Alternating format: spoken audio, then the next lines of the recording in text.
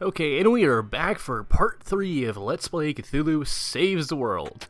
And we're going to start by going to the blacksmith. I don't know if that's officially what they call it, but anyway, so this guy's like, hey, make sure you get new equipment and stuff. Anyway, so we're going to sell our old stuff so we can buy some new stuff, like any other RPG ever created.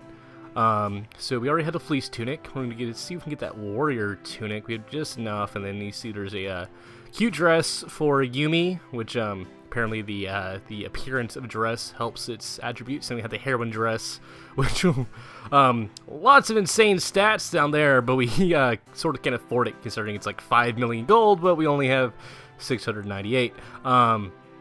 So it really comes down to debate. Do we get new weapons first, or do we get new? Okay, so we got a new dress for Yumi. Because, she was the only one they didn't get any new stuff. So let's get Yumi some new stuff. And can't afford 90 for the Cthulhu first, but we're going to go through a new dungeon this episode. So hopefully that will give us enough money for some new stuff. So let's give. So we got a sharp trident instead of a normal trident. We got a dress instead of a cute dress. Yeah. Okay then. Yeah. But you really get how Cthulhu is wearing a tunic, even though it's very obvious in all the art and stuff that he is only wearing pants. So, yeah. Anyway, so in this episode, we're gonna go say he's just talking about stuff. Are you thirsty? I don't know what that's referencing. I think it's just some random piece of dialogue. We are going to go talk to this old man real quick. After I stop running into everything. Yeah. Not used to little 16-bit graphics or stylized 8-bit. Yeah. Anyway, so yeah, we're gonna go save the dog Shane out in the cave to the northeast as soon as we leave town. Yeah, so we're gonna go there. You see Shane is in a cave up here. Yeah, see the world's pretty big for how short this game is. Yeah, there's at least 2 optional dungeons I know of. Might be more. I don't know, but we don't have the. Won't get the capability to go to them for a very long time. Or not a very long time, but it's far off the game. Like since you get a mode of transportation after the penultimate dungeon, that's when you get a transportation to go to the final dungeon. So, and from there, essentially it's an airship like Final Fantasy. It's not all I'm gonna say. Not gonna spoil anything. So, it's some pretty old songs in here, kind of like the for dungeon songs. So we only have to do 10 battles in this dungeon, so it should be pretty short. In theory. After he stopped running into everything, and luckily he doesn't do a Pokemon thing where you can run into creatures just by turning around. So we got cobras. Yeah. No king cobras. Let's see what do they do? They have seriously awesome guys. Yeah.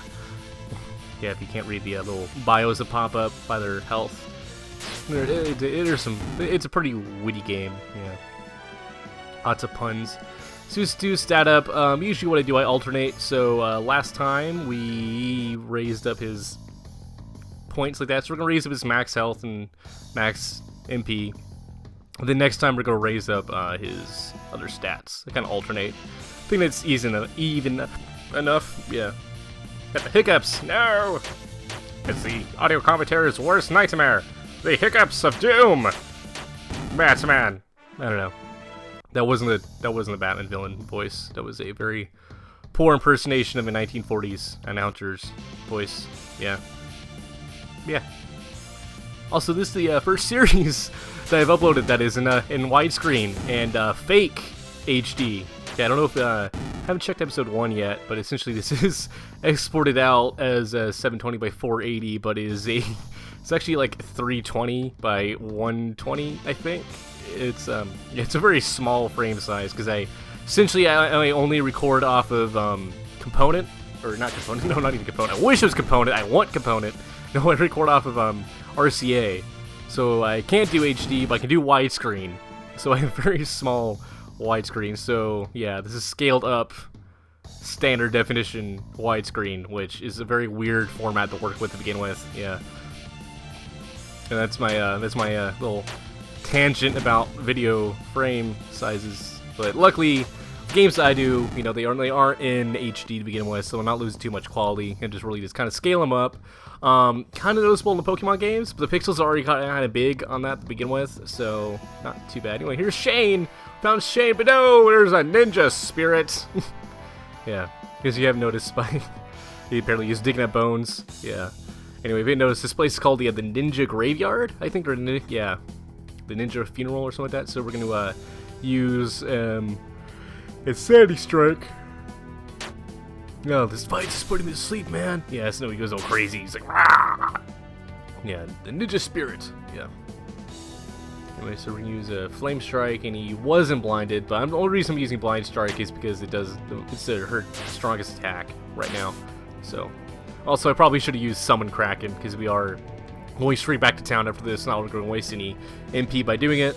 Then we're going to heal Cthulhu, we're going to heal Yumi up, because she's getting kind of low there. I want to really pay attention to her health. Yeah, so I want to raise her up so she can raise Cthulhu up next turn. Think about it's interesting, because, you know, you're essentially trying to get your combo counter up as high as possible, but, you know, your combo doesn't go up as long as you don't attack, so healing is a detriment, essentially, because it lowers the amount of damage you can do by healing. Really interesting game design. That's also why I really like this game, because it's really just kind of a new take on old ideas like that. And of course, not even out of the dungeon, and we're in another fight. Two spiders and a sportsman always watching you. And what does Swordman do? In search of a six-fingered man. In search of a six-fingered man. I don't know what that's about. Probably reference something. I don't know. Yeah, there's actually a lot of references to. There was another game this company made before this. There's a lot of references to that. I wouldn't know. Because I didn't play it. Yeah. Yeah. And then for those who actually played this game before, there is the Cthulhu's Angels. What's it? Kind of expansion, kind of alternate mode of play. Essentially, it's a same story, different characters. Probably the easiest way to explain it. Yeah, we will. I do plan on doing a full playthrough of that. That game, that one gets crazy, but it really only makes sense you play this one first.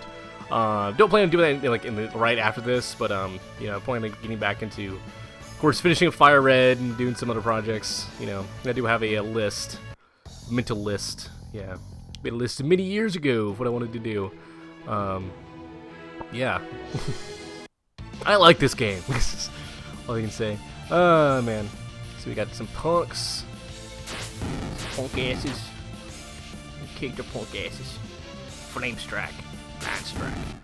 Yeah.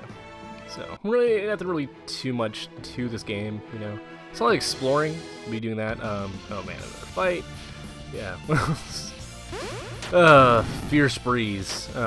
Yeah, Fierce Breeze is probably one of the most dangerous enemies you'll run into this early in the game, because they stack up damage so fast by the combo ones, so you want to take them out first. So it gives you the Trance Sword. Let's check it out. Okay, Cthulhu Weapon Trance Sword. I can see I lose 30 strength, like gain the other ones. I rather keep that really high strength, because that's more built for more of a magic Cthulhu, which you can spec out. It goes either way. I'm doing more of a physical one, so I'll keep the Iron Sword, and I'll sell the Trance Sword for just a lot of money. Lots of money.